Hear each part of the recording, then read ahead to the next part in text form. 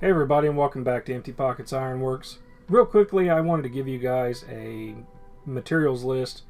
The video that you're watching today advances relatively quickly, and it doesn't leave me a whole lot of room in between frames to put in text and explain really what's going on.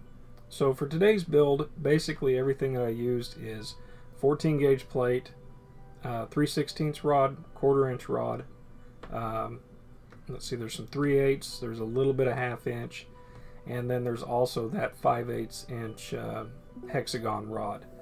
And there is a pipe cap that doesn't fall in lines of the scrap iron that I like to use for the midweek videos, but it presented itself as a decent base for what I was going for.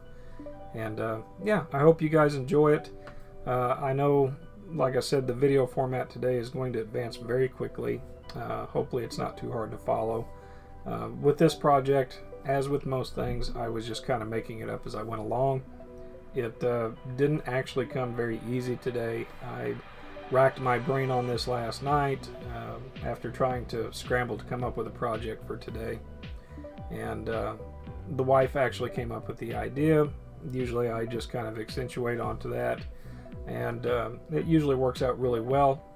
However, this go around I fought myself and had some issues with it along the way. It took a lot longer than I think it should have.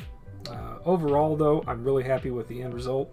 I hope you enjoy it. I hope you enjoy the video. If you do, remember to smash that like button, subscribe if you haven't already, and please share the video. That helps us out tremendously.